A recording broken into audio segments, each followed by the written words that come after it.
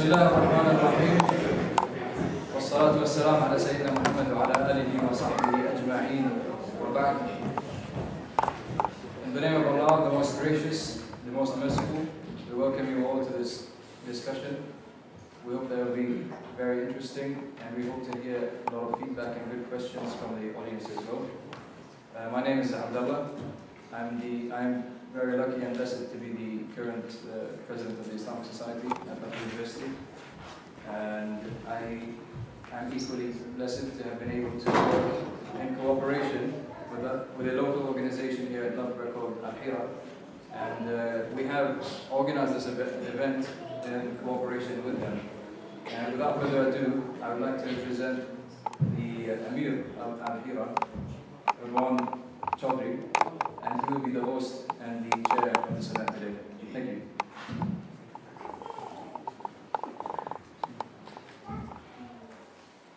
Dear friends, respected guests, ladies and gentlemen, I would like to welcome you to this much anticipated event entitled Islam or Atheism, the Rational Conclusion. To my fellow Muslim brothers and sisters, I greet you with the greeting words of paradise. Assalamu alaikum wa rahmatullahi ta'ala wa barakatuh. May the peace, mercy and blessings of Allah be upon all of you. To begin, I would like to call Brother Muhammad Muhsin to recite a few verses from the glorious Quran with translations.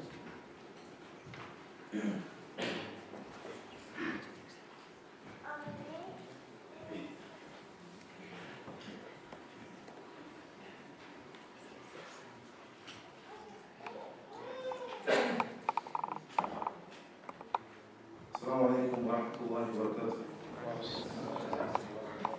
May the peace, mercy and blessing of Allah be upon all of you.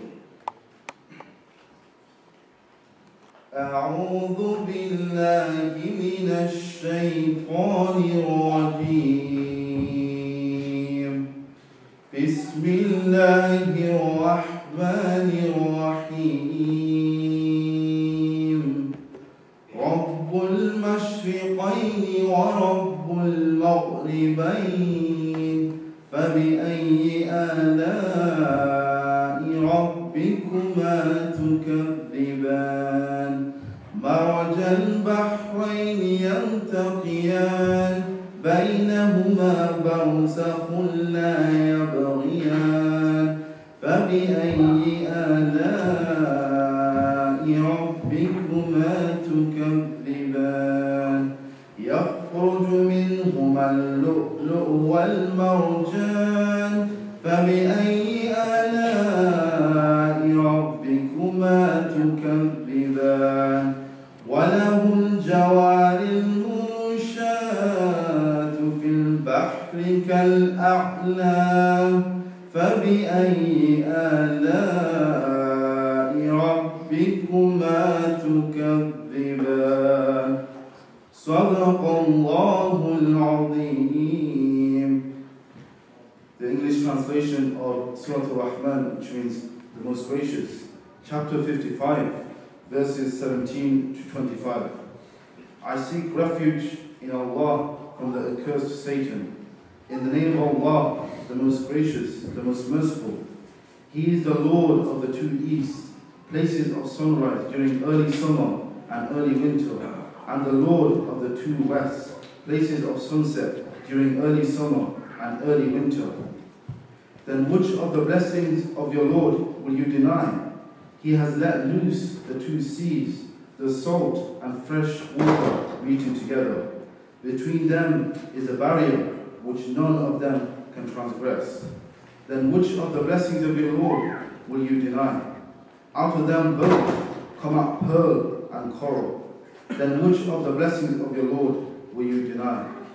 And his are the ships going and coming in the seas like mountains. Then which of the blessings of your Lord will you deny?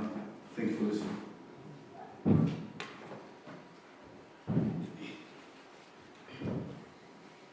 Jazakallah khair for that beautiful recitation. Today, we seem to find ourselves in a world becoming increasingly disenchanted and devoid of spirituality. Humankind has reached reached levels of scientific and technological advancement that have never before been witnessed. Yet, arguably, we seem to find ourselves further away from an ideological utopia once dreamt of by the founding fathers of our modern society. We Muslims would like to present what we believe to be perhaps the greatest paradox of our times. Science and rationality, once the antithetical and avowed enemy of religion, is today bringing into light itself as one of the greatest proponents of Islam. We hope that through our guest speaker, we are able to relay this to our audience. The structure of today's session will consist of the delivery of a 40-minute lecture, followed by another 40 minutes of question and answers. This may be subject to change. A brief introduction to our speaker. Our guest speaker today is Brother Hamza Tzortzis.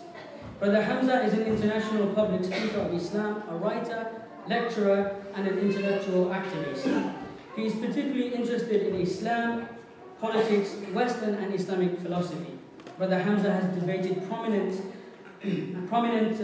lecturers and intellectuals. He has delivered presentations across the world on various topics. Brother Hamza is a regular speaker at university campuses and has also traveled the world extensively to deliver lectures, most notably the USA, Malaysia, and Lebanon.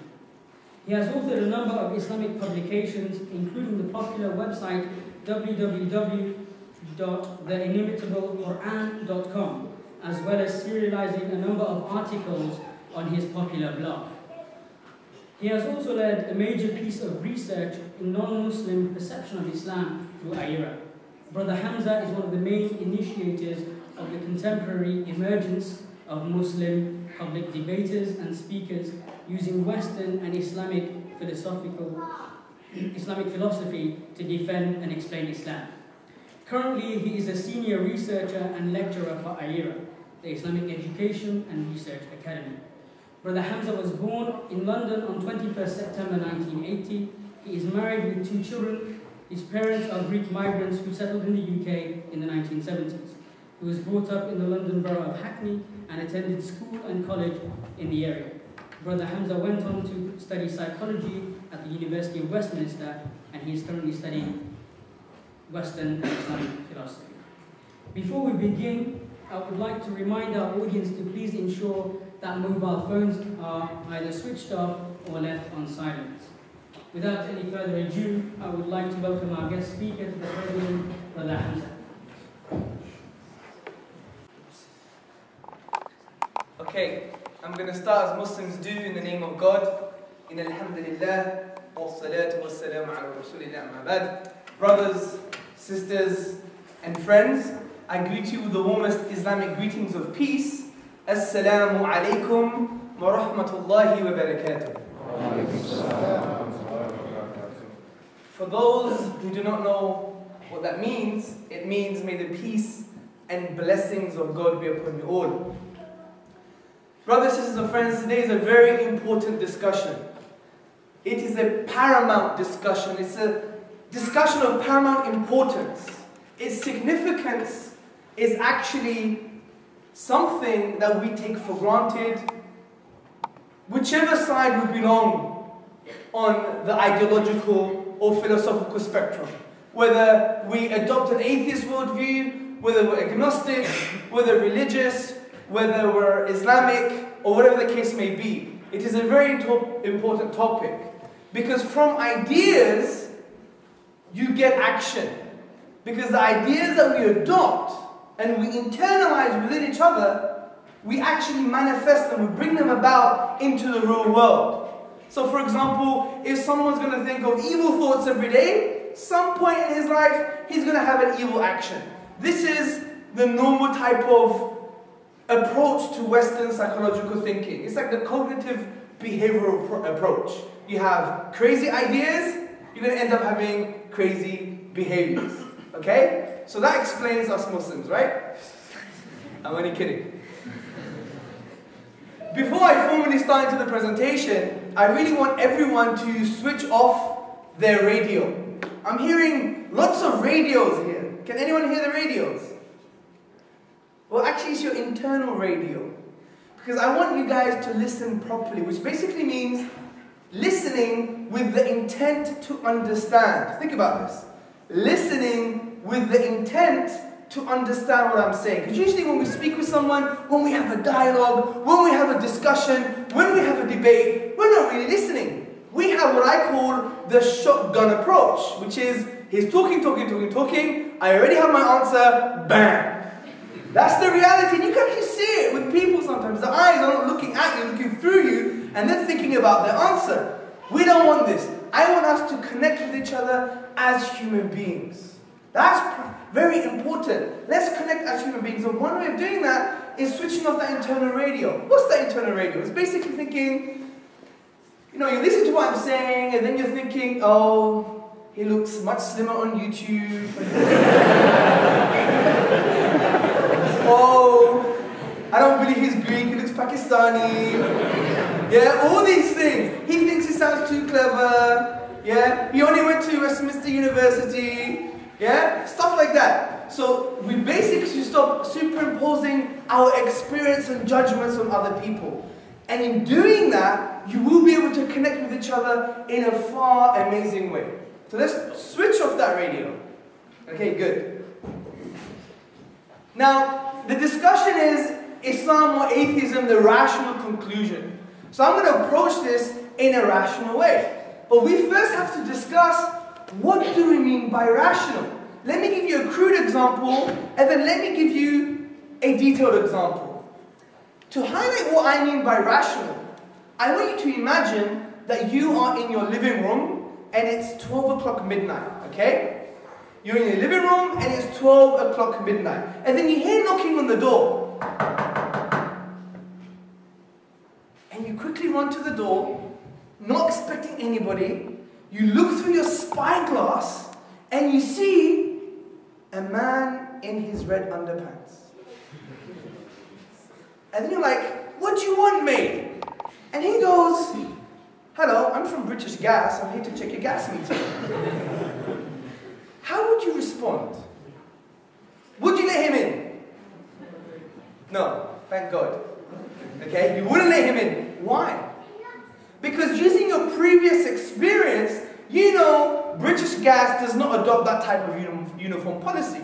Even if you give them benefit of the doubt, you'll be calling British Gas and saying, do you really dress like that at 12 o'clock at midnight? Do you have guys coming at this time? Is it part of your policy? You'll be start applying your common sense, your previous experience on the particular reality, which is a man in his red underpants. You would not let him in. And that's the reality of today's discussion. We're going to use our previous experience, our rational thinking, common sense, and our logic in order to form conclusions about man, life, and the whole universe. This is why it is important to start with understanding what we mean by rational thinking in the first place. Let me give you a little bit more of a deeper example of a deeper discussion. I'm going to start with an approach that I'm going to try and show that atheism is actually irrational. Think about it. It's a bold claim, slightly arrogant, but you're going to understand what I'm trying to say later. Technically, atheism is an irrational thesis. It's an irrational worldview. It's irrational. Do you know why? Because it doesn't really use rational thinking. Now, when we go to Western philosophy, for example, there were two key concepts. And these key concepts were rationalism and empiricism.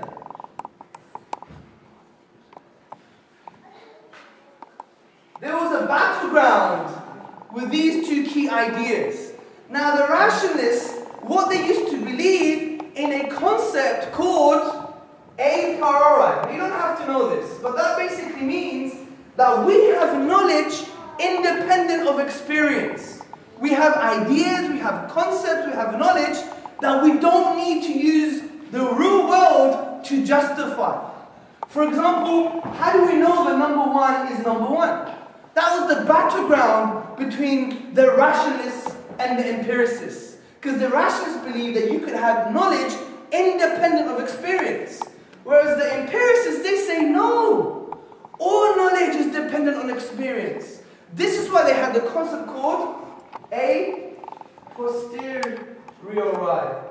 Okay? Which basically means that knowledge we attain has to be dependent on experience. This is where the scientism and naturalism developed from this type of philosophy, that we gain knowledge from experience. Whereas the rationalists said, no, that may be true in some cases, but we have some knowledge that we gain independent from experience. For example, the Western philosopher Immanuel Kant, he would use the example of causality. See, empiricists would say, no, you need to experience causality in the real world to understand that it exists, it's part of knowledge.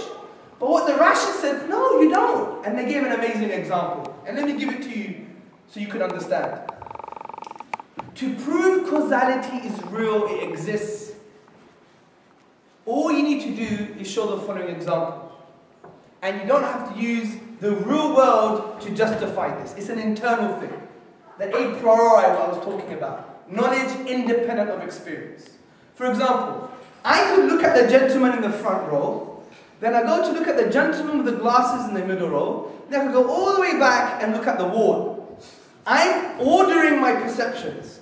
Gentleman, gentleman, green wall. Okay? But if the cameraman was to run towards me, all I could see is his front first before he runs away and I see his back. So what is it that allows me to understand that I can order my perceptions or not? In the first scenario, I can order my perceptions. In the second scenario, I have no choice. All I can see is his front first before I see his back because he's running towards me.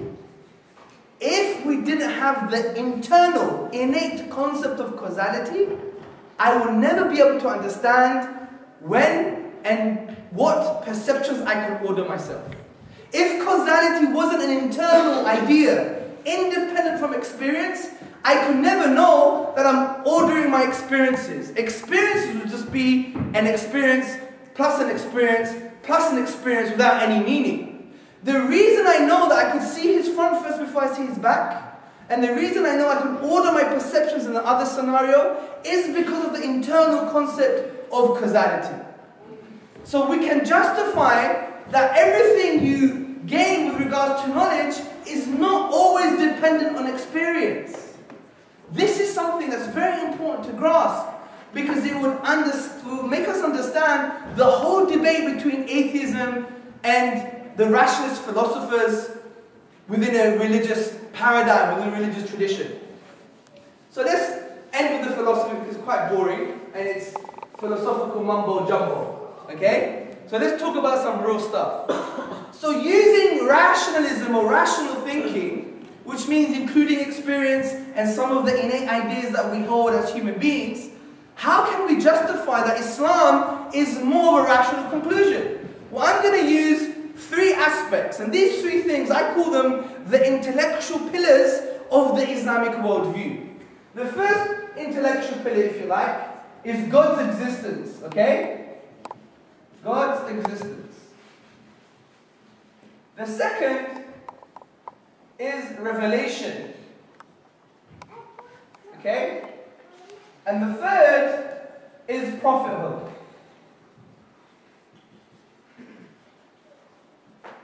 Now, Muslims would humbly argue that if we could find good reasons using rational thinking to support each and every intellectual pillar, then the house of Islam stands firm. Then we have good reasons to believe in Islam. This is why it's important to have this discussion, because Muslims don't do things because internally they like them. Muslims don't do things because, oh, that sounds like a great idea. For example, to cover my hair in the heat, or to grow a really, really long beard in a liberal society, or many other things that the Western tradition or people from a Western background will find quite bizarre. And I totally understand this because I came from a Greek background. I was brought up as a humanist. So I really understand, and I really try to empathize with the other perspective. And empathy is very important. It means to feel with other people. Not feel against them, feel with them. So try and sit in their shoes and walk a few inches. That's what empathy is all about. So I do understand that some of these things can be quite bizarre from a social perspective. So Muslims don't do these things because intuitively they like them, or they think it's a great thing, or they have masses of wisdom behind them. Essentially, Muslims do things is because God said so. Simple as that. Muslims do things because God said so. And there is a logic behind this, and this logic is very strong. And listen to this very carefully. 1. By definition, God is all-knowing, all-wise. Number 2, human beings are not. Number 3, and this is the conclusion, therefore human beings should refer to God. This is why sometimes when I talk to various religious people, I say to them, if God told you to wear a leather jacket on Fridays and ice skate on Tuesdays, you'd be wearing a leather jacket on Fridays and ice skating on Tuesdays. Because God said so. And obviously by definition, his intellect, inverted commas, his mind, whatever you want to call it, is far greater, infinite, compared to finite human beings. Now, some people say, well, that's just crazy, that's balderdash, it doesn't make any sense.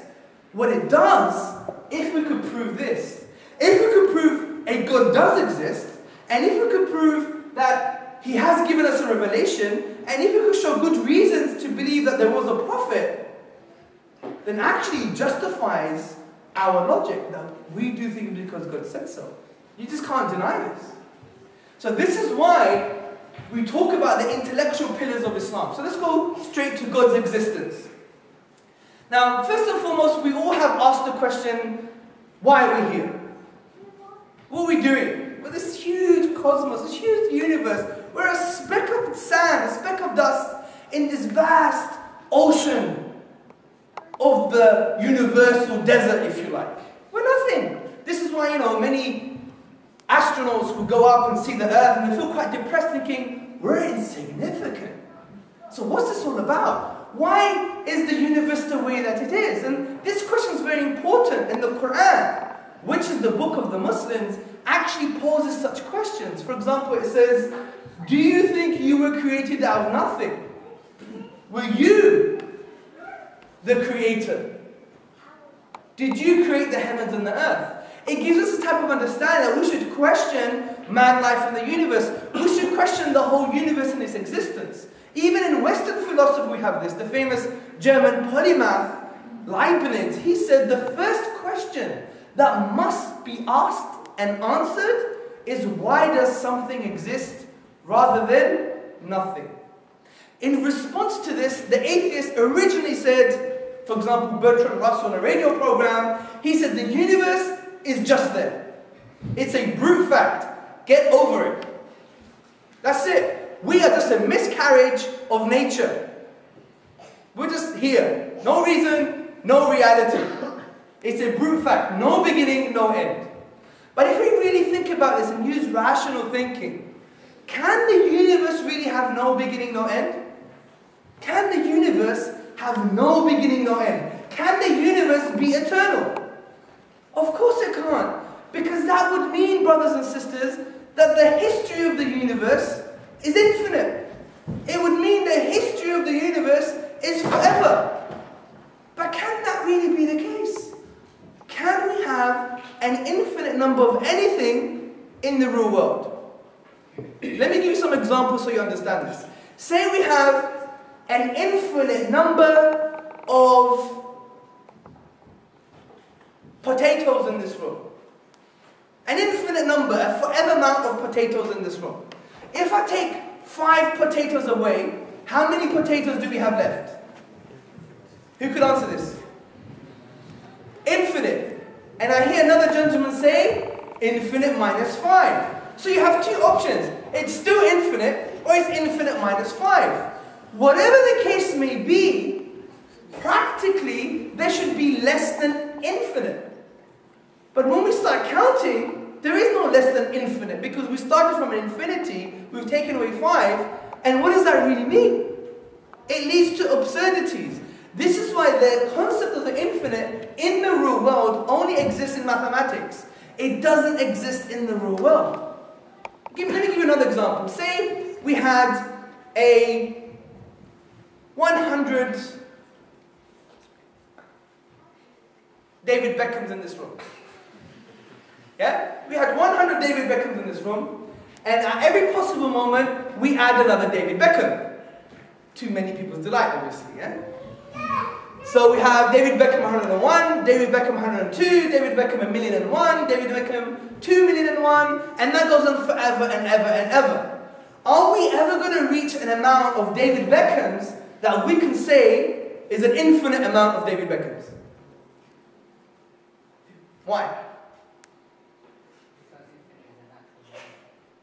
Because, as my dad said when we were having coffee, he said, what about infinity plus 1? What he was trying to say to me was, you could always add another number, practically. So infinity is never actualized. So how can we even claim this about the universe? How can we claim that the universe has an infinite history? How can we claim the universe has a forever history? Because historical events are real. They're not just ideas. So how can that be forever? It can't. So from this very basic idea, we know the universe cannot have an infinite history. Therefore, it must have a beginning in time. Now you may think again, this is philosophical mumbo jumbo. I agree. So let's see and understand that this is confirmed by scientists. This is confirmed by astrophysical evidence, by the physicists. Put your hand up who's heard of the Big Bang. Good. And I usually make the same joke, which says that it's not that thing that happens after too many curries. And I get the same laugh.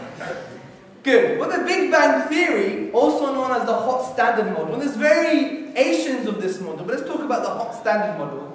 It basically tells us that the universe emerged from a point called singularity. This is what the cosmologists call. They call it singularity. And from this singularity, they're saying time and space were created. Time and space were created, and all matter in the universe. For example, we can refer to scientists like Beatrice M. Tinley and Schramm and many others. They say that from this singularity, the whole universe started to emerge. Okay? So they're saying that the universe began at a point in time. This is the reality. T is equal to 0, and there's the universe. The universe began at a point in time. So what can we conclude from here, brothers, sisters, and friends? What we conclude is an argument in the following summary. Number 1, whatever begins to exist has a cause. Whatever begins to exist, brothers and sisters, has a cause. For example, a noise in the room. For example, the pyramids in Egypt. Everything that begins to exist has a cause. Number 2, the universe began to exist. And we've justified this using scientific and philosophical evidence. Number 3, therefore, the universe has a cause. So we can justify that there's a cause for the universe. There is a cause for the entire universe. But I would say, does that mean it's God? Does that mean that cause is God? No, that's a leap of faith. It's not a rational conclusion. All we know is that there's just a cause for the universe. It could be anything. But if we keep to the rational way of thinking, we will come to the following striking conclusions. If this cause of the universe actually brought into effect the universe itself, then it must be all-powerful. Because it brought into existence the entire cosmos. So it's all-powerful. Also, if this cause brought into effect the whole universe, then it must be eternal. Why must it be eternal? Why must it be eternal? Why must the universe be mortal, non-eternal, and the cause of the universe must be eternal? Well, it's very simple. It's by necessity. Because if we say, well, what caused the cause of the universe, then what stops us from saying, well, what caused that cause, the universe? then we could continue saying, well, what caused that cause? That caused that cause, that caused that particular cause, that caused that cause, that caused the universe. Wait a minute, well, let's carry on. What caused that cause? That caused that cause, that caused that cause, that caused that cause, that caused that cause.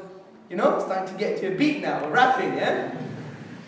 If that goes on forever, are we ever going to have the universe? No, we're not. It has to be uncaused by necessity. Let me give you another example for you to appreciate. Say I want to throw this pen at... I'm assuming she's a police lady, yeah? We have CIA and MI5 in the room, okay? That's a typical thing that happens when you have Islamist kind of conversations, okay? It's alright. We love you guys, yeah? Say I want to throw the pen at the lady, right? But before I throw the pen, I have to ask Rizwan, Osama bin Laden's brother, for permission to throw the pen. And he says, well, I can't give you permission because he has to ask the brother next to him. And if that goes on forever, am I going to throw the pen at the copper? No! That would never happen. Similarly, if we say there's an infinite number of causes for the universe, we will never have the universe. Therefore, by necessity, the cause for the universe must be eternal, meaning no beginning, no end, uncaused. Also, this cause for the whole universe must be one. It must be a single cause. Why am I saying this? Well, there's a principle in science and philosophy called Occam's razor. Okay? And Occam's razor basically says, do not multiply causes, do not multiply entities beyond necessity. Because it's irrational. Or we know that there is a knocking on the door. You're not going to say now, you know what? There's 3,252 million people behind the door.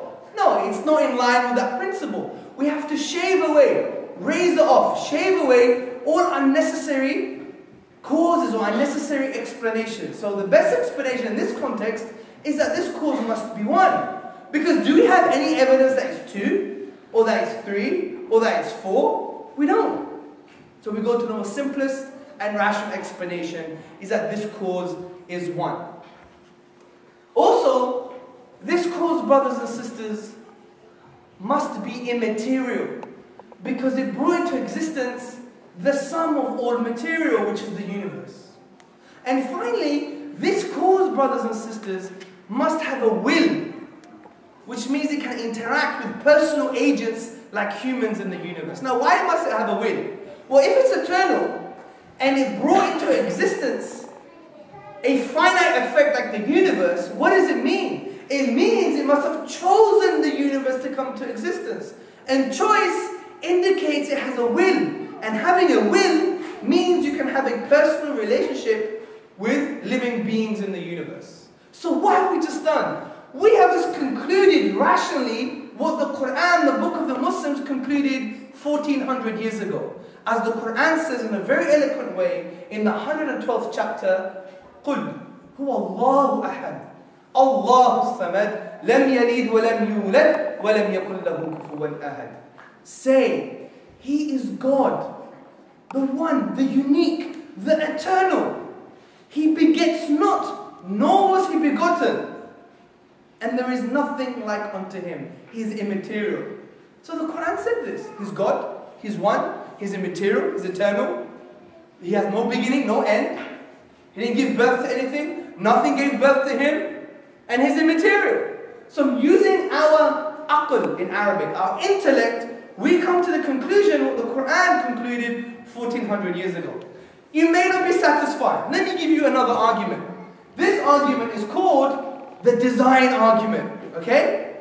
Now, when we ponder into the universe, brothers, sisters and friends, we see a particular order. We see a particular design. We see some form of natural laws. And to claim this was all just random is not very healthy. This is why Professor Roger Penrose, he says, to say that the universe is just here with all its intricate laws and the physics of the universe, it's not a very helpful way of looking at the universe. And I would agree with the professor. Do you know why?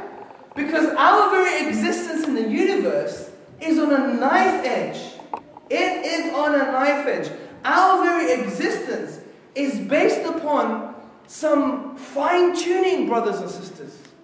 Some constants and values to exist within the universe that were fine-tuned, that if they were changed from a hair's breadth, we wouldn't be here today. There would be no life.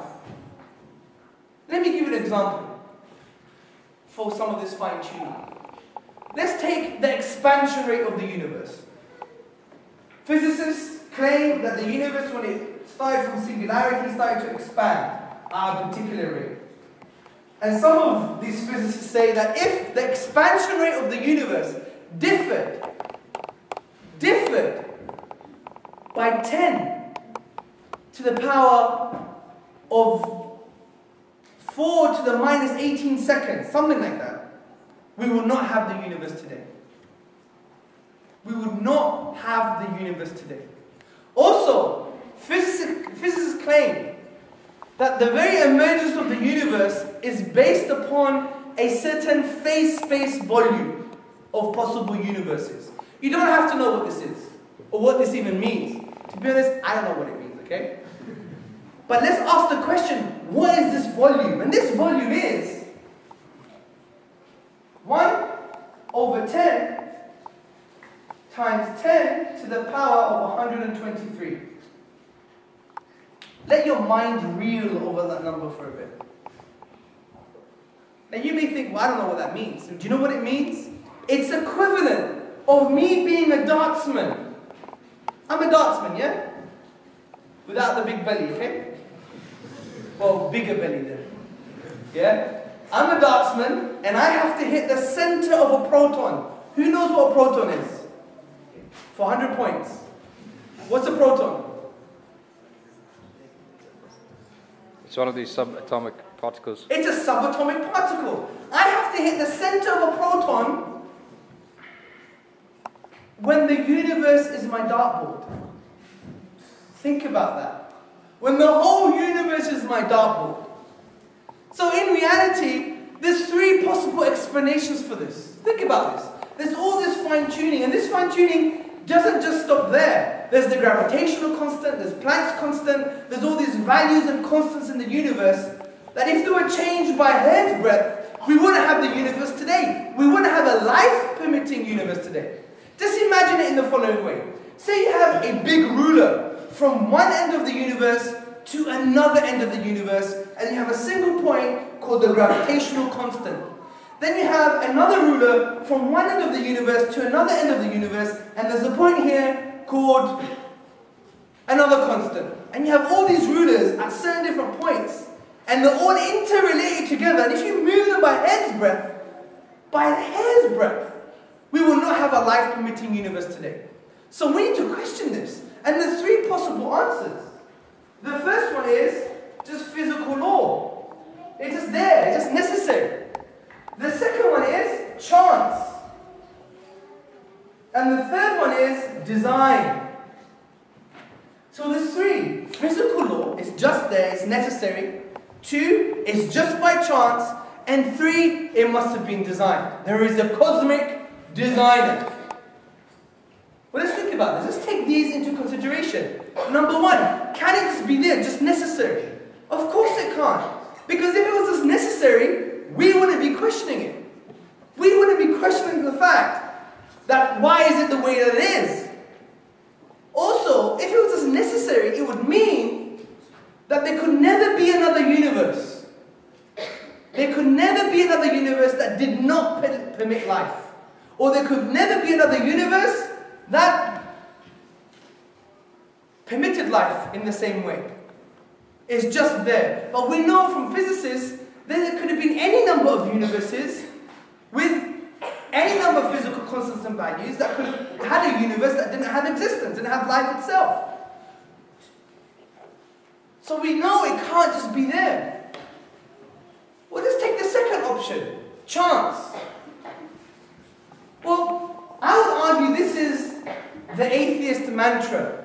If there's a little bit of a chance, therefore we could squeeze God out of the picture. Squeeze the designer out of the picture. And I think sometimes, especially when you have the popular culture figures like Richard Dawkins and others, it is slightly intellectual dishonesty, okay? You just take this into consideration. The chances here are so improbable that our minds are reeling. They're so improbable that no one would take them as a basis for a rational discussion.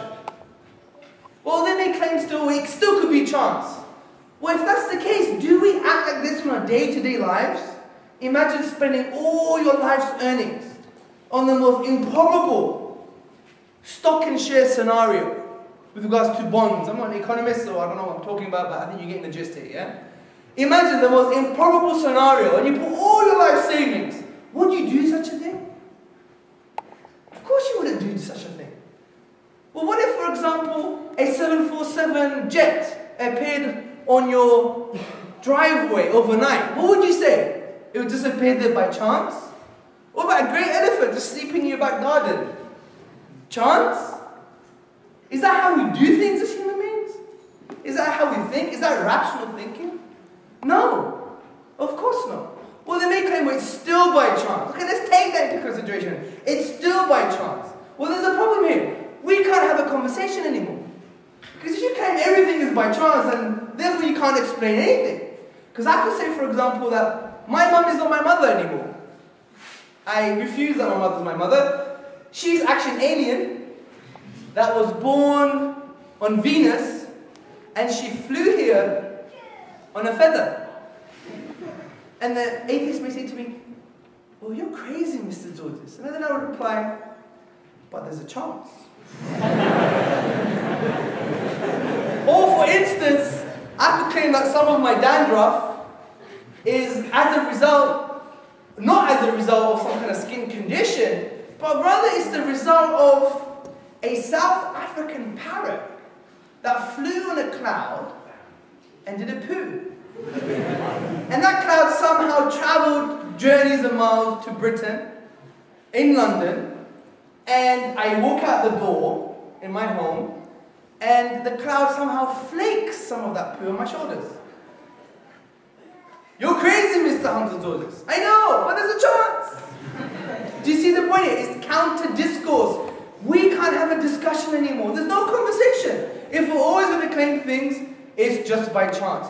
Why did you get a D in your essay? Mom, it was chance. Dad, it was just chance. Somebody gonna get hurt really bad. Okay, we've all seen it on YouTube. So, that's the reality, guys. But then I would even say now, for those who want to get a bit more deep into the subject, it's not just about chance. It's something called specified probability. And specified probability is when you have a huge chance and it has to conform to an independent pattern.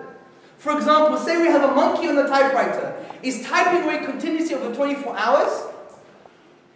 And then you come into the morning and you see it sleeping on the floor and you see printed out on a piece of paper.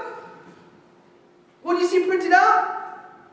I'm gonna make a change for once in my life. A very bad rendition of Man in the Mirror by Michael Jackson. Okay? The whole song. What would you think? Would you think, yeah, the monkey really did do that? The best explanation is that surely someone from the Islamic Society came in the middle of the night, sedated the monkey, and typed out his favorite song. That's the best explanation, because you can't take any other explanation, because the chances of the monkey are so high, and not only that, it conforms to independent pattern of the English grammar. Not only of the English grammar, but of a Michael Jackson song. Well, they may still think it's chance. What can you do with these people? What I would say is, taking the chance hypothesis is denying the existence of the universe itself. Statisticians and mathematicians, they did a study on assuming there is a monkey on a keyboard, typing at every possible moment. And they said, do you know how long it would take the monkey to type to be or not to be from Hamlet's play? Shakespeare, or Sheikh Zabur for the Muslims, yeah? Do you know how long it would take? Give me some guesses. 100 years? Anyone know? Give me a guess.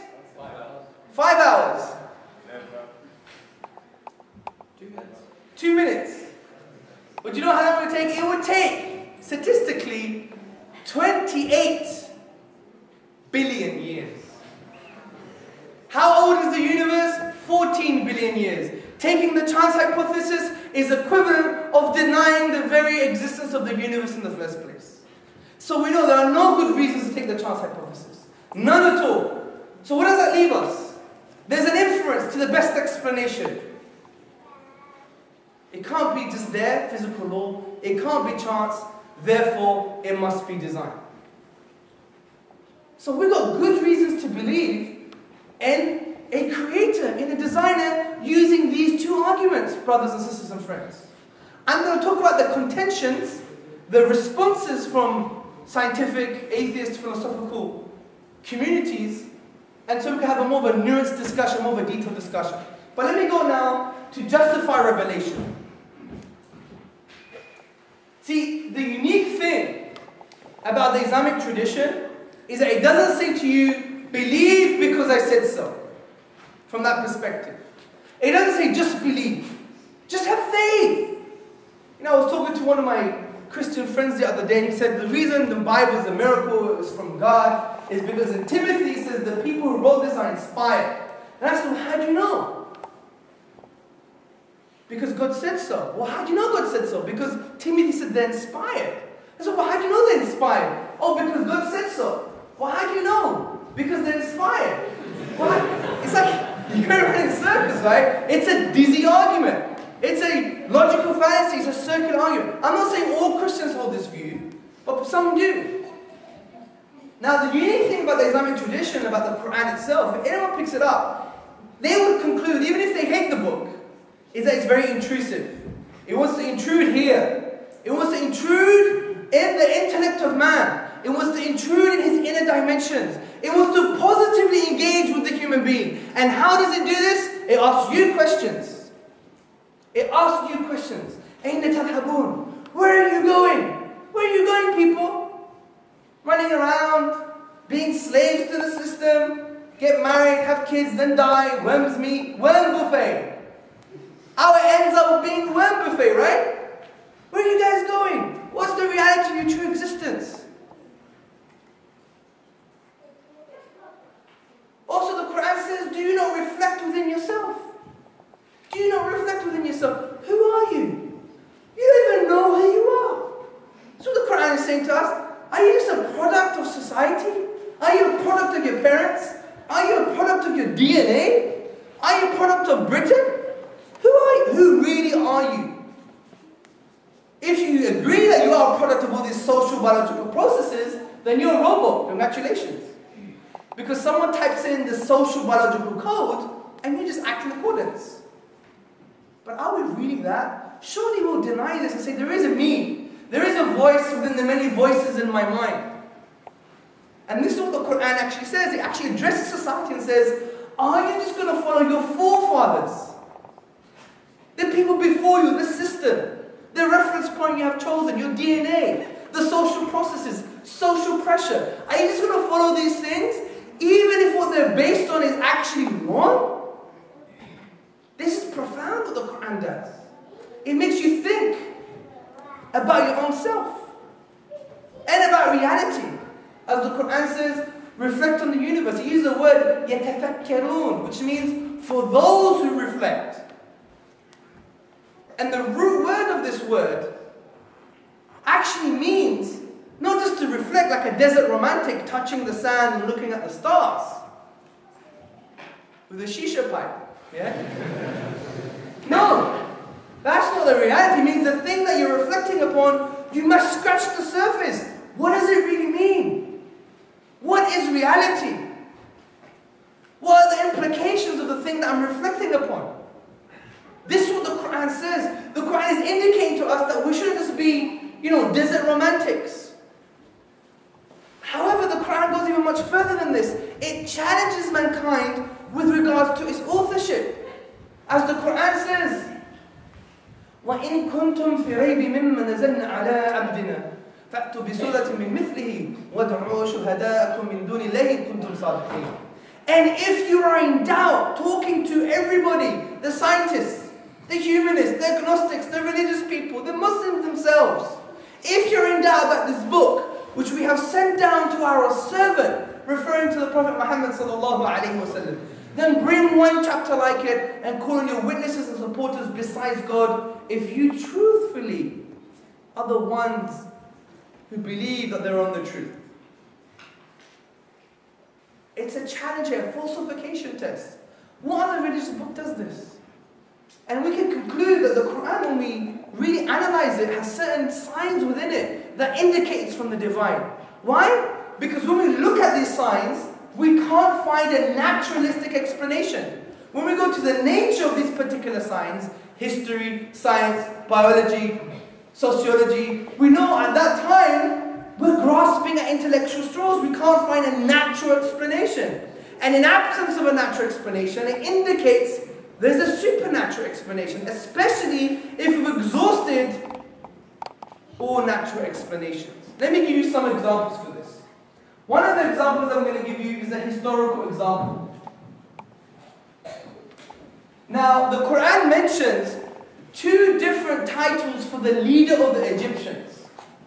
For example, in the chapter Yusuf, in chapter 12 of the Quran, it says that the leader of the Egyptians is called Malik, the king, Al-Malik. And at the time of Moses, alayhi salam, he's called Pharaoh, in Arabic, Fir'aun. Now, why such a minute historical change? Why such a minute detail? What's so important about calling these two different leaders different titles at specific times? Well, the reality is that at the time of Joseph, they were called Malik, Al-Malik, the king. And at the time of Moses, it was called Pharaoh. But the reality is that no historical document at that time, the Bible, the Torah, anything, even in poetry, never ever mentioned the leader of the Egyptians as Malik. It was always Pharaoh, Fir'aun. So where did the Prophet, peace and blessings be upon him, get this knowledge? It was absent at that time. Hieroglyphics was a dead language. The Rosetta Stone came way after. So where did he get this information? He just guessed it, took it from thin air, came out of the blue, came from left field? No. So when we go to the nature of historical knowledge at the time, it's absent. So it's a sign to the divine. And if you go to the Encyclopedia Britannica, you'll be able to understand what we're talking about here, the difference between the titles of the leader of the Egyptians at these two specific periods. So there's a historical part. Then we have a scientific, natural phenomena evidence. For instance, the Quran has around 1,000 verses indicating natural phenomena. The stars, the moon, the universe, the cosmos. But it also mentions about mountains. And it says in various places that mountains have pegs. They've been embedded, pegged almost. They have peg-like structures, stake-like structures in the earth.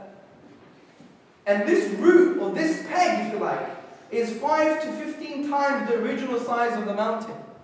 The Quran mentions this. And the Quran also says, so the earth doesn't move underneath them. The function of this root or peg, for instance, is to prevent the earth moving under the mountain, which is called isostasy in geology. If you read the works of Dr. Frank Press, his book called Earth, you would see what I'm talking about.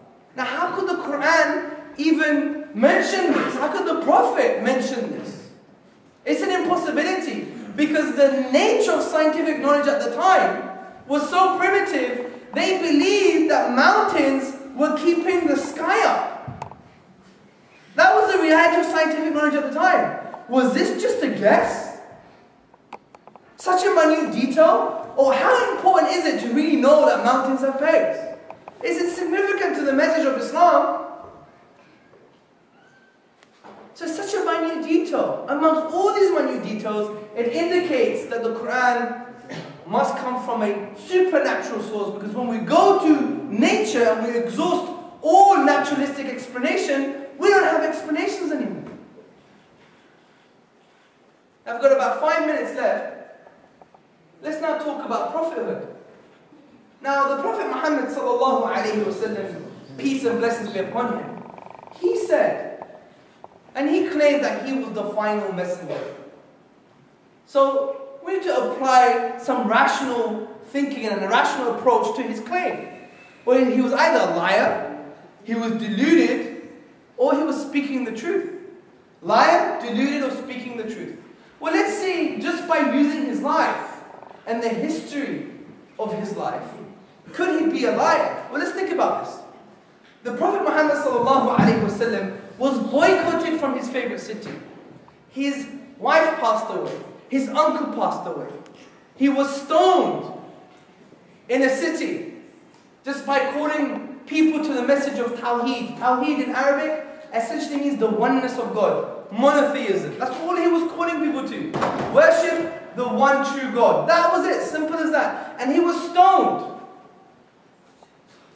Many say he was stoned by children where the blood was running down his legs, that his sandals were stuck to the sand.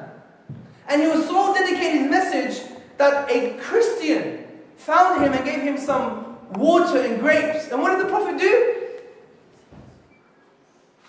He gave that Christian the same message, worship one true God.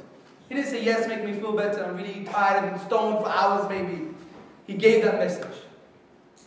Also, the Prophet Muhammad sallallahu alaihi wasallam was offered women, riches and power.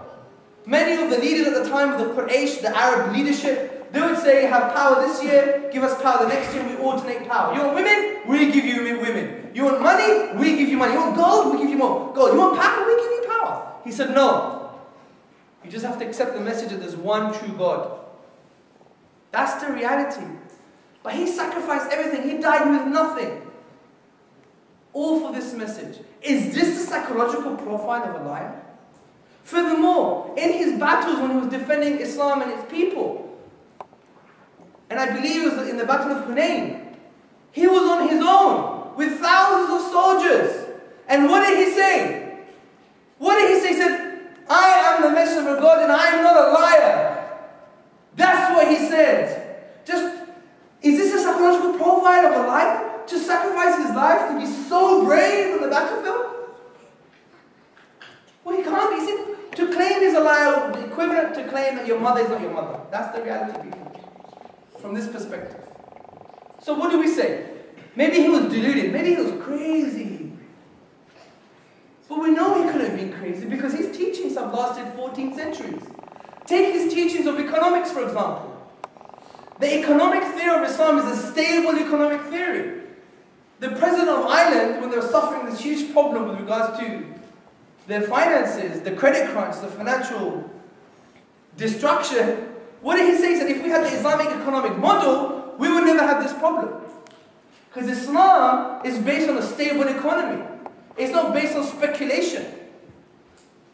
Islam is based on, for instance, its monetary system is based on the gold and silver. It's pegged on something valuable. It's not free-floating. We know the geopolitical model of Islam is not based on there's too many needs, not enough resources, so we have to all compete with each other. No! The Prophet said in a hadith which should be found in the books of Tirmidhi, he said that the son of Adam, the human being, all he needs is food, shelter and clothing. He defined our limited needs for us. So that creates a philosophy of distribution and not one of excessive competition.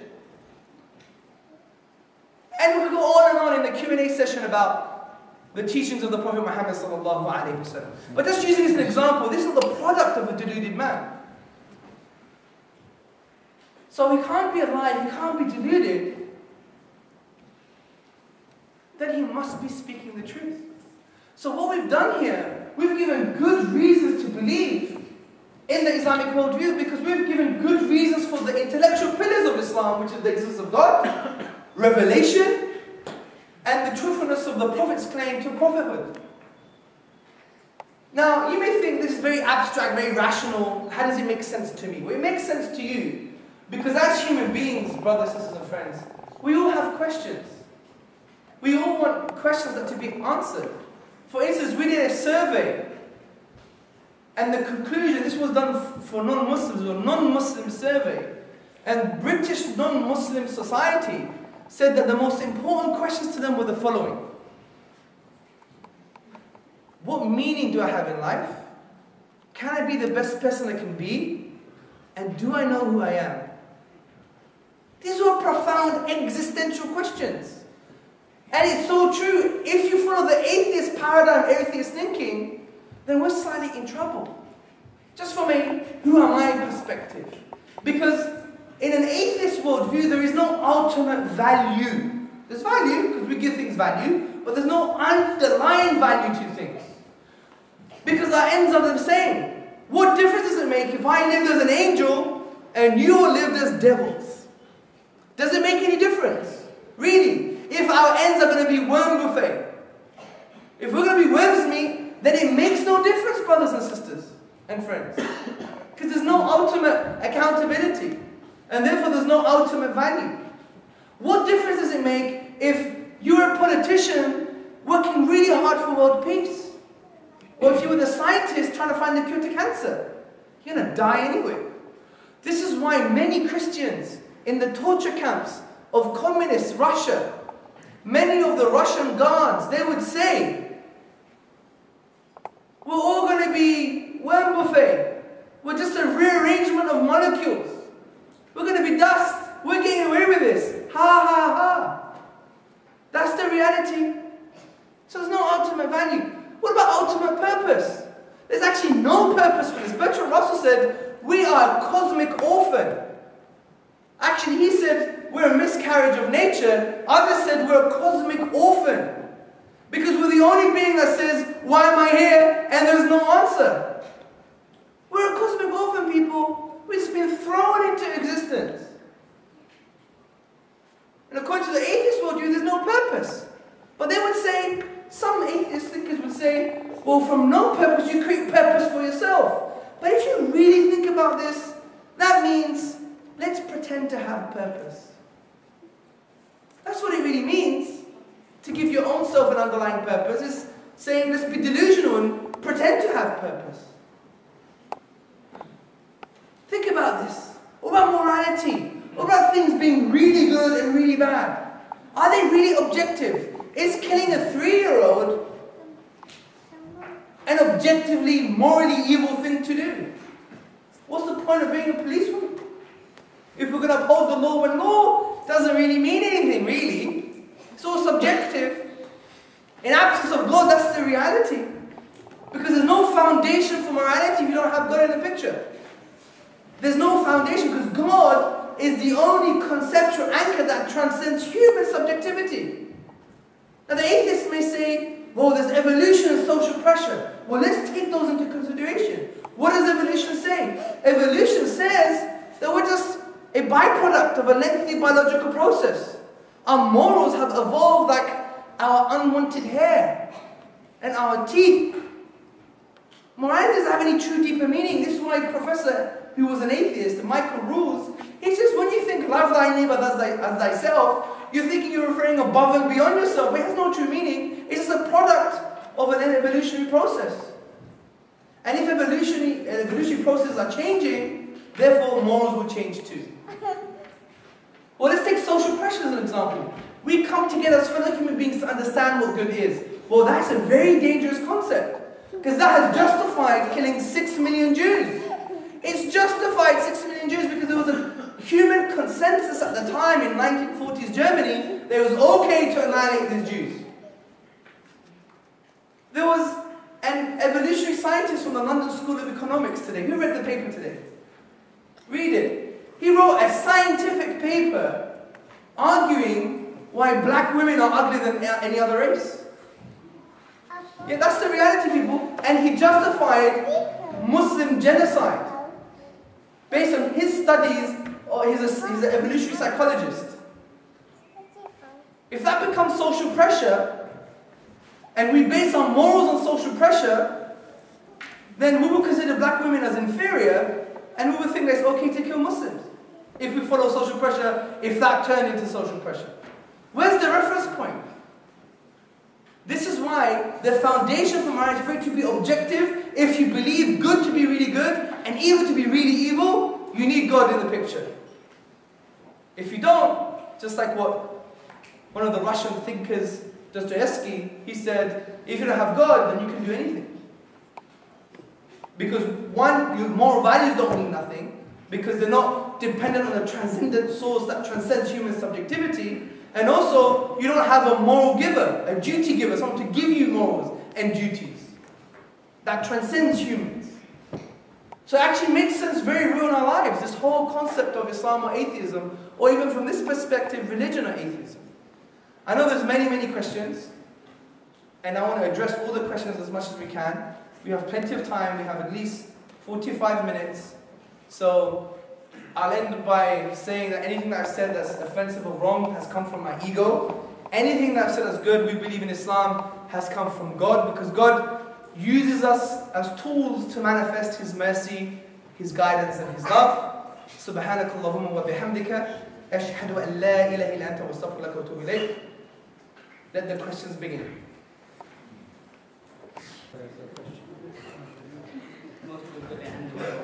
Okay, the brother to our right.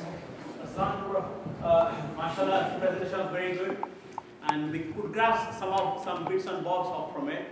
I have the question regarding the first bit you concluded, the time space. You say T0 singularity started, and why do you think it's a cause? You came with the conclusion with the cause, and I couldn't understand how the cause came from. Okay, very simple. What we're saying is, statement number one, okay, premise number one. Whatever begins to exist is a cause, okay? This is an undeniable statement. No one can actually provide any evidence to its contrary. There is an undeniable statement that whatever begins to exist does have a cause. For example, a noise came from a cause. You yourself began to exist, came from resultant causes, etc., etc. Number two, the universe began to exist. There was t is equal to minus 0, so it began to exist. So what's the conclusion here? Therefore, the universe has a cause. Now, if you're asking, well, if it's before time, causality doesn't make sense outside of time. If that's what you're asking, causality doesn't make sense out of time, and that's not true. Who said causality is defined with time? The philosophers haven't even agreed to what causality is in the first place. So in absence of a consensus, we basically say causality is whatever brings an effect. And you can also have things, as an example in the real world, that do not require time as its definition. Let me give you an example. Please, sorry. Okay, so this guy has a spongy shoulder, yeah? And my middle finger is pressing his shoulder, right? And I'm going to press it. 1, 2, 3, press. 1, 2, 3, press. 1, 2, 3, press. You see that? What's happening? Not much. As I'm moving my middle finger, there's an indentation in his shoulder, right? Look. What's happening first though? The movement or the indentation? Movement. How do you know? Look. It's instantaneous. It's happening at the same time. But you know you need one before you have the other. But it's happening at the same time. So time is not needed to understand causality. Because it's happening at the same time. It's what philosophers call asymmetric causality. So time is not a requirement for causality. Did that answer your question, sir? Thank you. Do you have any further questions? We'll go to the sister at the back. What would you answer to the typical atheist statement that religion is the cause of all wars? What would you say? Yeah, I'll agree. Well, I'll agree. I mean, you know, sometimes as Muslims we say, oh, Islam is peace. Like, yeah, pieces of hand and pieces of head.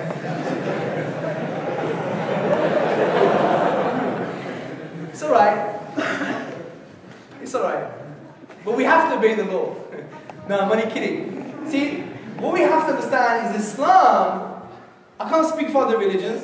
I can't even speak for Islam, but the thing I'm trying to say is, Islam itself is not a religion of anything. It's actually a religion of life. It's a way of life. So it talks about war. It talks about peace. If they incline to peace, you incline to peace. Yeah? Do not transgress the boundaries. So we have rules and regulations for every aspect of life when it comes to foreign policy, economics, law, spirituality, for instance. But I think the difference between true Islamic war, if you want to call it that, is actually, it's a means for harmony and justice. Because the reality of life is what? That we have oppression, that we have dictatorship, that we have sometimes, there are obstacles that prevent peace. There are obstacles that prevent harmony. This is why you have a concept called liberal interventionism from the Western philosophers, that you want to intervene physically to create a peaceful environment. Islam had something very similar. But our case was very positive, because look into history. There were Jewish historians, like Zayn Zohar, he's a contemporary Jewish historian. He said thus, when the Muslims crossed the Straits of Gibraltar in the Iberian Peninsula, crossed them, yeah? They weren't carrying flowers and tickling people's toes, it was war. Yeah? When they crossed the Straits of Gibraltar, the Jews saw the Muslims as liberators from Christian persecution. There were German poets, and they used to write, I pray that a Turkish horse drinks from the River Rhine. And the reason they wrote this stuff, because they knew at that time, when Muslims had a particular power, they would use it in a divine way to create harmony and justice for people. And they wouldn't kill innocents like you see in today's terrorist activity. And we wouldn't even call it collateral damage. Create such a technical code term for the killing of innocents, do you see? So from that reality, historically, I would say in the absence of Islamic values and divine values, you have these disasters. But I also would say, sister, it's an outdated cliche. There has been more blood spilled in the name of non-religious ideology than a religious ideology. Count the numbers for yourself. Take the 20th century. The 20th and 21st century have been the most bloodiest centuries recorded. For example, Stalin killed 6 million Christians. We don't have memorial days for those Christians. We have 20 million people die in communist Russia. We have 60 million people dead under Mao. You have massacres under non-religious ideologies. This is the reality, people. What about the Iraq war that just went? 1.2 million people innocent, some people estimate. Under the banner of non-religious ideology. So we can't say, yeah, it's all about religion, but let's think about it carefully. What do the facts state? The facts state that there's more blood being shed as a result of non-religious ideology, and that's just the reality. Now we may think, well, it's all the religious fanatics. Do you know why?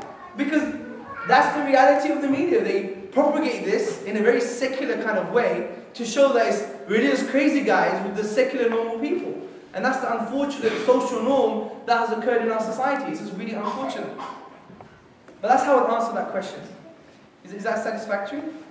Yeah, I think that after all, it's human beings who create weapons. It's not the religion that says, go and create weapons, you know.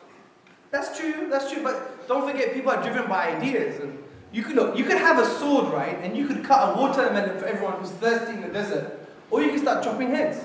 So you see, so the idea or the kind of driving force behind that would make you use that tool as a weapon, or a tool as to like actually feed human beings. That's right, but you have to understand that I don't want to show to people that Islam's a pacifist religion. It's just like turn the other cheek. You won't have any cheeks left if you turn the other cheek.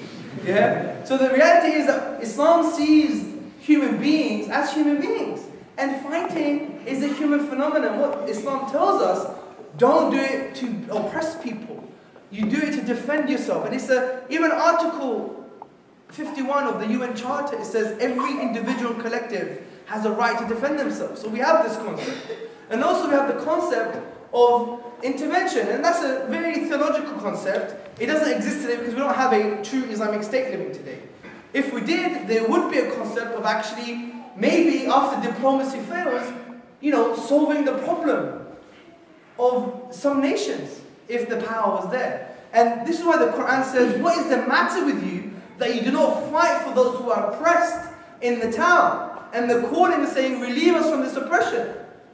So, there are certain reasons and rules and regulations, but you obviously can't kill innocents, as the Prophet Muhammad, peace and blessings be upon him, taught his companions not to do that. And we have a very famous speech from Abu Bakr, radiallahu anhu, which he was the right-hand man of the Prophet sallallahu alaihi wasallam. He said, when you go to the battlefield and you engage with the other societies, don't kill the monks, don't kill unarmed men, don't kill trees, don't kill innocents, don't kill babies, don't kill children, don't kill women.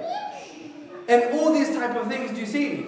Even in some of the schools of thought in Islam, in the Maliki school of thought, when the Prophet ﷺ said, do not kill innocent children, they even took it to mean, if a child was holding a gun that was loaded, ready to kill you, they wouldn't even kill that child. Which in Western law, you can, because the child is a combatant. But according to this particular school of thought in Islam, they would run away from that child because they didn't want to be accused by God, by Allah, of being someone who killed a child, you see. So we have our rules and regulations, and funny enough in history, the Islamic rules and regulations to war predated the Geneva Convention. And if anyone decides to go to any library and read this up, it's there for people to read. Not written by mad mullahs, but written by normal Western academics. Do you have any further questions? Can we have the brother in front of you? I was just with a friend in the library there, we kind of argued, and we came to a conclusion that our existence is based on God's test. So God's test on whether we should, pray or worship Him, or choose not to because we have that free will. So I was questioning, what is the test, and why do earthquakes happen? Why do they happen, and what test does it purpose? Because under the assumption that earthquakes happen from the cause of God, what does it happen? I mean, if there was a God, then why would there be earthquakes? Why would people die? What test does it? What's the rationality behind that? Okay. So that's a very interesting question. First and foremost, this goes under the banner of the problem of evil. Okay. Now, the problem of evil states there's too much evil in the world. It's gratuitous. Lots of unnecessary suffering, like natural disasters. They seem to serve no purpose. God's supposed to be good. But if we look at this, He can't be good. Because there's all these natural disasters and evil in the world, right? Now, first and foremost, you could argue in the following way. First, it doesn't negate God's existence. Because this is logically posterior to the existence of God. Meaning, it comes after the existence of God. Even if you take it as an assumption, then you would say, well, in Islam, we don't believe God is just good. We just don't have that narrative. We have 99 names and attributes of God. And we believe God is good. He's the loving. Al-Wudud means the excessively loving. He is all these different names and attributes, and He's also the wise. So you can just simply undermine the whole argument by saying there's wisdom behind it. Now you may argue, I can't see the wisdom. So that's arguing from ignorance. It's a logical fallacy. It's called argumentum ad ignoration. You can't argue from ignorance. If God is wise, and we know He's wise because His revelation said He's wise, and we're not following this blindly because we've got some good reasons to believe in this revelation, then He's wise. So there is some wisdom behind it. Now you don't have to know the wisdom, and to be honest, you may never know the wisdom. Because if you knew all the wisdom behind everything God does, well, that would make you the same as God really, which would be a logical impossibility. Do you understand that? How does it justify millions of people in Japan being killed? Well, why do you think it needs justification? That's the question.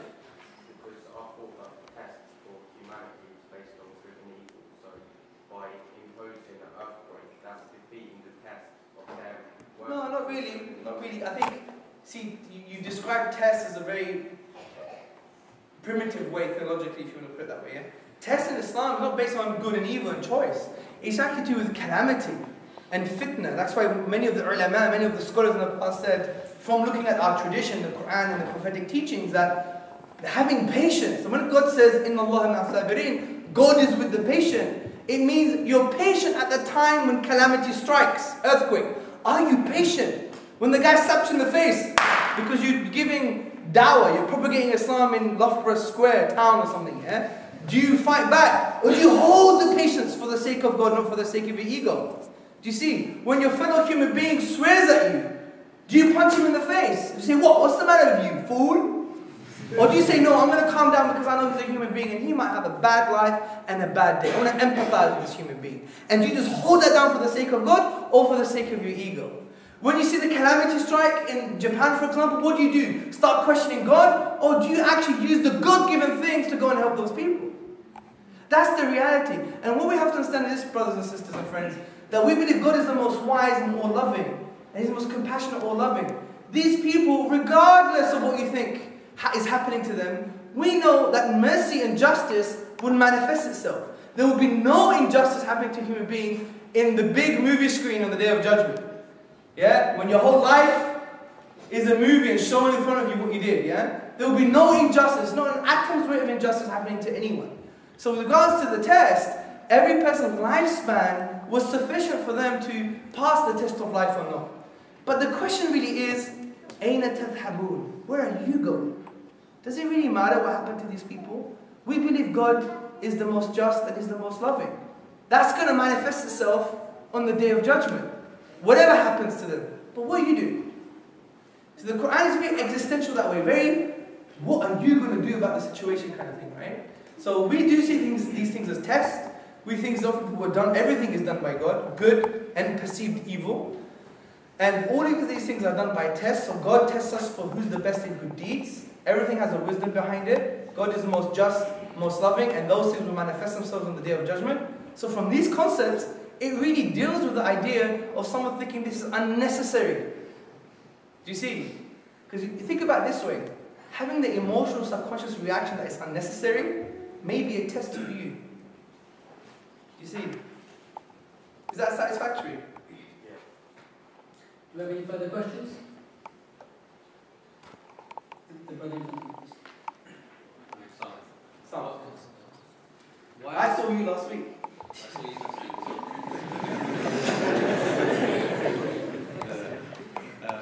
Why do you think the atheist argument is so popular and seems to gain a lot of leverage and is popular in the minds of people?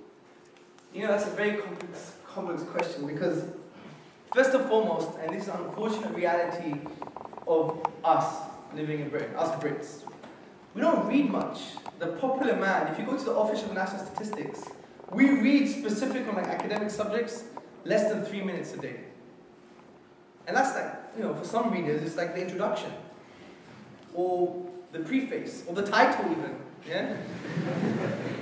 So the point is that we don't read, we're not engaged in thinking. Because don't forget, what has society done for us? The iPhone, always listen to something else, we've got the games, computer games, entertainment, even the news has become infotainment, it's an information and entertainment at the same time. It's all clouding your minds. Everything is clouding our minds, so we don't have a chance to think. This is why the Quran is a very relevant book for the 21st century, because it tells you to think. It tells you to think. وَكَذَلِكَ نُفَصِّلُ الْآيَاتِ لِقَوْمٍ يَتَفَكَّرُونَ. And thus we've explained our signs in detail for those who reflect. When do we become people of reflection? That's the reality of human beings. We need to become people of reflection.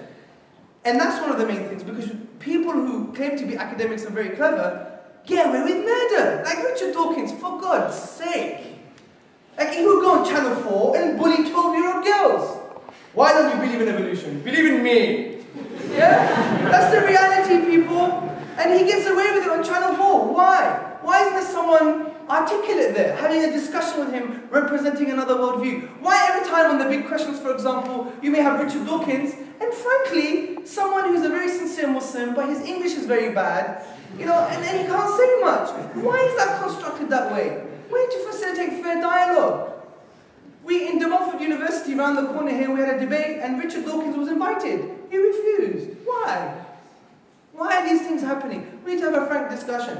And what we need to understand is also a political motive as well, because what happens is, we live in a secular society, and any ideology wants to promote and protect itself. How do you do that? By giving platform to people who are in line with your particular philosophy.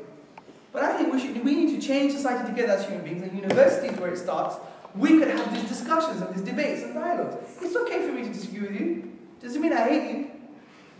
Do you see the point? People think disagreement means there's going to be problems. No, I'd rather be consciously aware of why I hate you, rather than being ignorant and hate you. Do you see the point? I'd rather know why I don't like what's about you based on knowledge than based on the absence of knowledge. Many people don't like Muslims is because they just don't know what Islam's about. You know, I think it was about 41% of people didn't even know who Allah was. They thought he was the Prophet. Do you know that? And they thought he was like an angel. About 71% of people didn't know who the Prophet ﷺ was. It's your responsibility to do something. You don't expect people who weren't, you know, historically, politically, we're an alien community. And many of us are not white, for example. We're not English indigenous. Obviously, we're Brits now, we're part of society, and we're going to be here, we're here to stay, we're part of the fabric, and we want to create a positive society for everybody. But if you see it from an indigenous Brit perspective, it's like, he's different from me. He acts different from me. That's why empathy is so important. We need to sit in people's shoes and walk 1 inch. If you could walk 1 inch in people's shoes, then you'll understand why people are like them. I understand the EDL. I truly do. I'm from Hackney in London, you know, one of the worst boroughs in Europe, yeah? Proudly, yeah? And a lot of East Londoners, and I know working class people, their fathers worked, all they knew was work and pub and home, work, pub and home. That's the reality. They brought up in that environment. Then they see these people taking your jobs. They get into university places. Things are changing rapidly.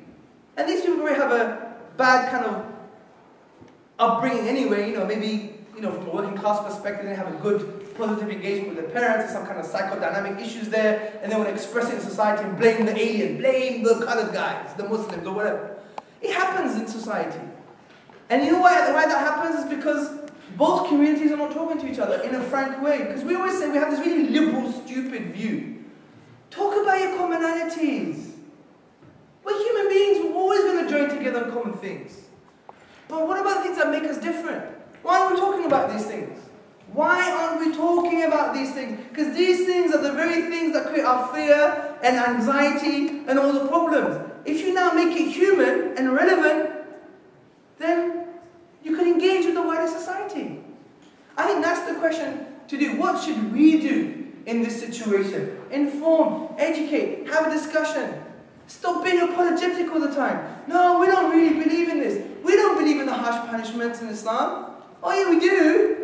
Yeah, but explain why they're there. What's our philosophy on crime? It's for deterrency. We don't want everyone's hand chopped off, for God's sake. That's not the philosophy of Islam. Like, for example, if you take Sharia law as an example, it's been caricatured. They made a Mickey Mouse cartoon of a legal model. Honestly, if we read law, the philosophy of law, if you go to like Ernest van der Arg, the late Fordham professor, you would see that, you know, he would even be a promoter of suitably harsh punishments, but based on values in society, based on strong criteria. Because if you go to Fox News, Bill O'Reilly show, what a muppet. I swear, if you go to Fox News, type in Bill O'Reilly, this guy has lost the plot. Yeah? Go to Sky News even, go to BBC, and when they talk about the Sharia, it's such a caricature. And they make this cartoon, for example, that, you know, the guy with the, where's the big beard's gone? The guy with the big beard, for example, is waiting outside Tesco's, and there's a niqabi burqa woman who's just looking for one little hole. Yeah? And the eyes coming out like this. Yeah? And then she's like, sees the poor white geezer, 18-year-old geezer, he's very poor, hasn't had a job before, he's really hungry, really skinny, he's running to Tesco, and he's going to steal the cookies. And he steals the cookies, he runs out like this, and then the guy with the beard chips him up with his beard, and the woman with her eye and her burqa, she gets the sword from her cloak, gets his hand, goes, Allahu Akbar.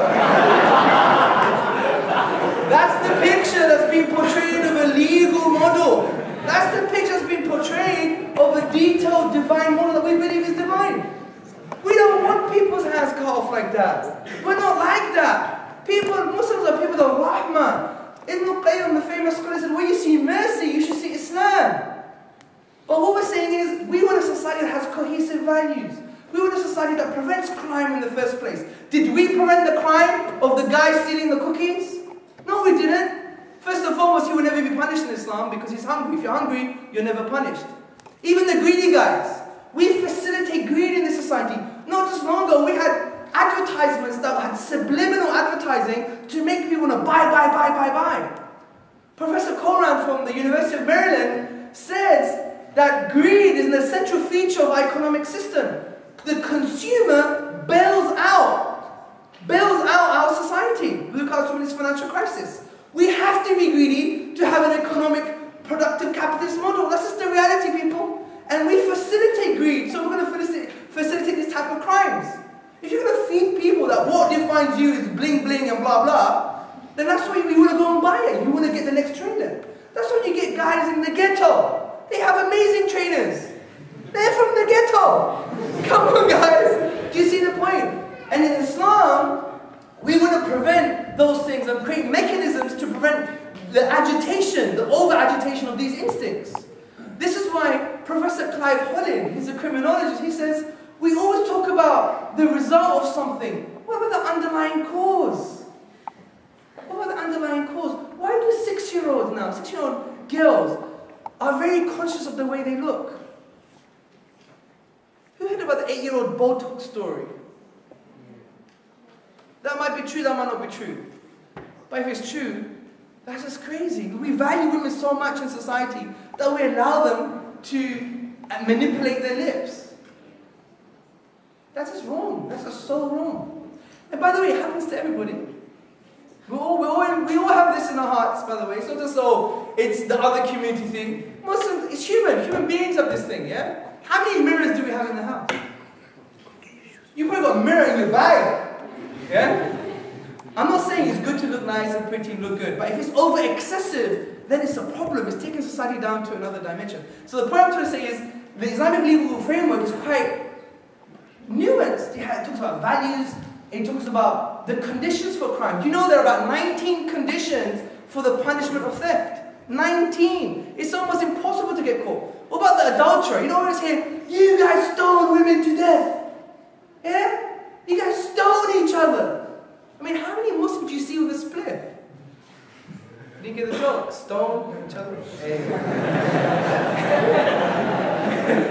So the point I'm trying to say is, look, even the Prophet, when someone came to him and said, I did such a bad deed outside of marriage, he said, go away, I don't want to hear this. I don't want to hear this. It shows that it's a deterrent effect. We want it to be a deterrent effect, not for it to be actualized all the time. This is why the conditions for adultery are virtually impossible. One of my scholars, he would discuss this with a non-Muslim and say, do you know the conditions for adultery? You have to do it in public. In public, the deed. Where the scholars say the ink pen goes into the ink bottle. Yeah? Do you get the gist? Good. So that's what happens. Yeah, that's what you have to see. And it has to be by 4 pious witnesses that have been proven to have a good track record of character. 4 pious witnesses. Now, let me tell you something. That doesn't even happen in Soho. Those public acts in London. You don't even see that in Soho. And then you know what the non-Muslim guy said to my scholar? He said, well, if all those conditions are in place and they still get caught, then they deserve it.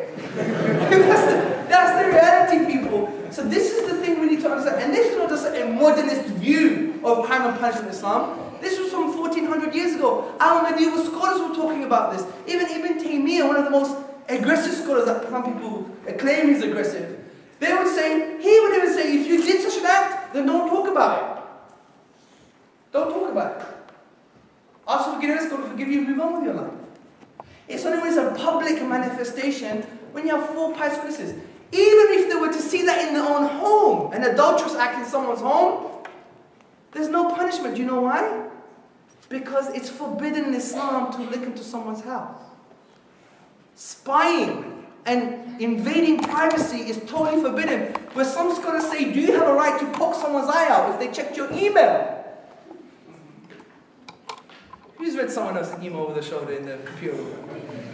Yeah? But this is the values of Islam. So it's high conditions. So the point is, to cut long story short, it's not a caricature like the way it's been portrayed. And that's the unfortunate reality.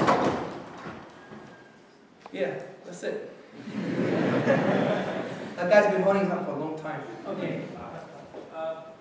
Comes to your question here. How do Muslims justify or carry out the act of stoning or when the conditions are so high, or like suicide bombings? I'm just saying, in Islam the conditions are completely different. And in mullahs or people justify. Justify what? The adulterous act? Or? Yeah, no, not the stoning, or like say, stoning, but like the Taliban. Yeah, sure. Stoning to death, and you're saying, and I agree with you, you need 4 pious witnesses. Yeah, but they know that too. Yeah, so how have they... But they know that too. They know that. What's the justification? That's what I can't... What's the justification that you need 4 witnesses? No, I'm talking about how do they justify it? You know. No, but you're assuming that they didn't have the 4 witnesses. Don't forget, in all due respect, a lot of these things come from the media. The media says, okay, you understand this question better than me? What he's asking you is, why then do they do these things? Why then do suicide bombers carry out suicide bombings? But how does that relate to adultery? No, he's saying that, Yeah. like for example in Afghanistan, the Taliban will stone Yeah. women to death, exceptions that are already based on Iran or whatever. He's saying, then how do they justify it based on what you're saying is that... Oh, because there's no justice in the Muslim world, guys. You're saying it's almost impossible to Yeah. get Well, conditions yeah. right, Yeah. and I agree with you. Yeah. But why is it... Oh, I see what you're saying. Well, generally speaking, there's an absence of justice in the Muslim world. Unfortunately, we haven't followed our values, and we're not following our values. It's a shame. It's a huge shame. And I talk about anyone. Take the good, take the bad. For example, Saudi Arabia. Saudi Arabia, for example, is stealing the wealth of its people. I went to Umrah, a religious pilgrimage, and I saw it was specifically black people with no hands, they look deformed, begging for money.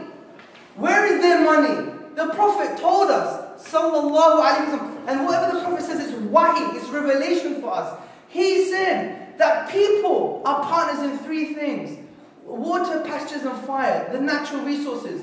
Saudi Arabia has billions of money of oil. They have petrol dollars. Why haven't they injected it back into the society? But they don't. They inject it back into the princes. There's one prince, he came to Norway, and he went, you know what he did in the Radisson Hotel? He asked him to repaint it, and to change it, and to break a wall down, and give him money for it. When his people are begging on the streets, and he's stealing the people's money. That's a shame, that's a crime, and we need to speak about this. Because the Quran tells us, وَلْتَكُمْ مِنْكُمْ أُمَّةٌ يَدْعُونَ إِلَى الْخَيْرِ وَيَعْمَرُونَ بِالْمَعْرُوفِ وَيَنْهَوْنَ عَنِ الْمُنْكَرِ وَأُولَٰئِكَ هُمُ الْمُفْلِحُونَ. Let there rise amongst you a band of people that will call to the good, which means the whole of Islam. Ibn Kathir says the whole of Islam. They command the right, they forbid the wrong. This is the Muslims. We're in this disaster, we don't command the good and we don't forbid the wrong things. And in our Muslim society, this is what's happening. And this means we need to account our governments here in this society too. For example, we have suffered excessive individualism in this society. If you read the Children's Society report that published in 2009, said that our children in Britain are suffering from so many social diseases because there's excessive individualism. We have this disease in our society, and what's in it for me? Very kind of individualistic kind of society we've turned into. And I would blame liberalism on this, social liberalism, because it overemphasizes on the individual, doesn't have a balance between individual rights and social rights. So there's whole different things that we can talk about. But we as Muslims, specifically our tradition tells us, command the good and forbid the evil. Be just, even if it's against yourself, the Quran says. Ya ayyuhal ladhina amanu. O you who believe, كُنُوا قَوَّمِينَ لِلَّهِ شُهَدَاءَ بِالْقِسْطِ وَلَا يَجْرِمَنَّكُمْ شَنَآنُ قَوْمٍ لَأَلَّا تَعْدِلُوا. O you who believe, be steadfast witnesses in God for justice, and don't let the hatred of others make you swerve from justice. Do not let the hatred of others make you swerve from justice. Be just, that's closer to your duty. This is what Islam tells us. But when we go to the Muslim world, there is no justice. Why? People call it Islamic states. The revolutions in our world were proof that there weren't Islamic states. There were dictatorships, tyrannical rulers. And by the way, don't be misled by Mr. Smiley, Obama, when he was saying his Middle East speech. Honestly, don't be swayed by his rhetoric. Don't be swayed by his eloquence, because they were waiting for the last minute. They were still supporting Mubarak in Egypt until the last minute, and they switched sides. Because he was a huge American supporter, supporting American interests. And that's a shame. Don't be swayed by Mubarak when he's talking about justice and liberalization of economies by supporting Sheikh Hasina in Bangladesh. She's a tyrant. My friend was tortured in Bangladesh. The British government, what the British government did, took him out of there. He was tortured for a year and a half. His shoulders were drilled, his knees were drilled, his livers were failing, because of this type of government, because it's tyrannical. Mubarak, they used to torture the political prisoners. They used to electrocute men's testicles. That's the reality, people. What about the money, the aid that's given to Uzbekistan? Islam Karimov, he bores his political opponents to death, injects them with the AIDS virus. Is that a good thing to do? You know, we need to account. We need justice, and that's the reality. And Muslims should be people of justice. Allah says in the Quran, "Inna Allah yuhibbul muqsitin." Allah loves the just. I don't know how this is related to atheism and Islam, but what I'm trying to say is that we need to show our values. And these values are common with the wider British society. What's kind of the common culture thing? Fair play, mate. Fair play. We have this innate concept of justice. Let's link with other people. And don't think you can't link with other people. The Quran says, vie in virtue. Qurtubi, in his tafsir, in his explanation of this verse, of come together in good, he even said with the polytheists, even with the mushriks, even with those who believe in many gods, which is a fundamental sin in Islam, even join with them for good action. Do you see?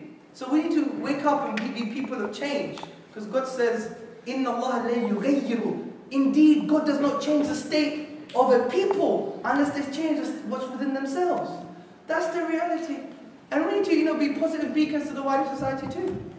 Yeah. There's a lady with a chain. Can I just ask you what time your train is? Yeah, we got 5 minutes. Okay, one more question, inshallah. The sister in the middle now. Brother, if you don't Sorry, no, it's the sister there. The sister here.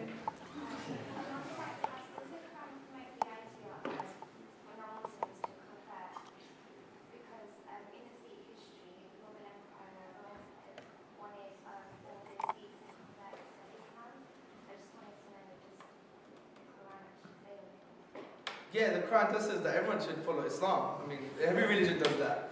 But if you mean forcefully, no, of course not. The Quran says there is no compulsion in the religion. This is the reality. And if you see, for example, look at India today.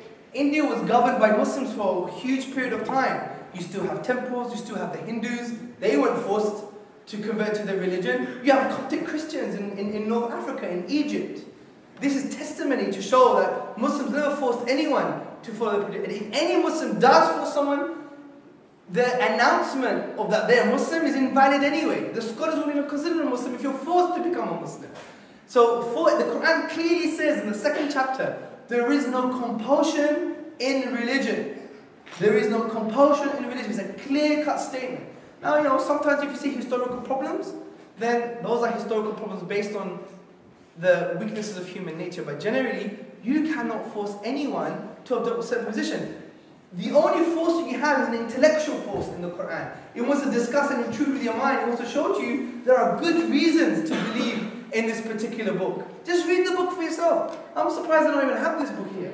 I mean, we should have it here. Yeah? Read the Quran with an open mind, and you see it's talking to you straight. It's a dynamic discourse that really, really intrudes in your mind. It talks to you about things like, why are you here? Thinking about your presence. What does it mean to be a human being? Just take that one. Yeah, okay. Yeah. Okay, but if you don't mind, I'd just like to add something about the stoning. Yeah. What you didn't mention is that a lot of people in this world call themselves Muslims, and they actually don't know about the Islamic rules. For example, where my background is, definitely that happens a lot. They stone people, especially women. And if you talk to them, they don't even know the 5 pillars of Islam. Yeah. They can't even, they're not, they're illiterate. Yeah. They can't even read the Quran. And they've been doing things that their parents told them and their grandparents told them. Well, this is exactly the Quran says for us not to do. Don't follow your forefathers blindly. Do not follow what people tell you blindly. Also, you would be so surprised in areas in Pakistan, if a woman was adulterous or a man was adulterous and they had a child, do you know what some mullahs would do? They would want to stone the baby. This is not Islam. This is craziness. Now don't get me wrong, it's this very minority, but it shows, you know who's at fault? It's not just the Muslims, it's the colonial empire. Because when the colonialists came, they wanted to remove Islam as a reference point from society. When they came to India and Bangladesh, they wanted to cut the reference point of Islam. They wanted the reference point to be like the colonial British penal code. If you go to the Bangladesh constitution, a lot of its legal law, philosophy, if you read it, is based on old British law. It's not Islamic in any shape or form. So you're right, sister. The point is we need to re-educate ourselves, educate others. It's a long process. But as one of the famous Chinese Confucius Zen Buddhist guys said, a journey of 1,000 miles starts with a simple step. So we need to take that first step. And this reminds me of a beautiful hadith, a beautiful prophetic tradition of the Prophet ﷺ. He said, if you walk to God, God will come running. And that is in spiritual matters, in hearty matters. It's also hopefully in matters of society. So we do His work, then He just adds the rest of it for things to change. So I hope, brothers and sisters and friends, that this has been enough for you to think about Islam in a different way. I hope it's been enough for you to start thinking and start just talking to each other. I think it's one of the most important things that we could all do. Thank you very much for listening.